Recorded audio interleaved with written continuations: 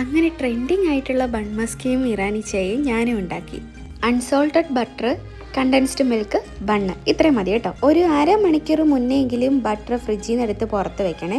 Room ടെമ്പറേച്ചറിലുള്ള ബട്ടറാണ് ഇതിന് വേണ്ടിയിട്ട് ഉപയോഗിക്കേണ്ടത്. ഇനി ബട്ടർ ക്രീം പോലെ ആക്കാനായിട്ട് ഒരു ബൗളിലേക്ക് ഇട്ട് സ്പാച്ചിലയോ അല്ലെങ്കിൽ ഫോർക്കോ വല്ലതും വെച്ചിട്ട് നന്നായിട്ടൊന്ന് ബ്ലെൻഡ് ചെയ്തെടുക്കുക. 100 ഗ്രാം ബട്ടറിലേക്ക് ഏകദേശം ഒരു 2-3 സ്പൂണ് കണ്ടൻസ്ഡ് മിൽക്ക് ഞാൻ ഒഴിച്ചു കൊടുത്തു.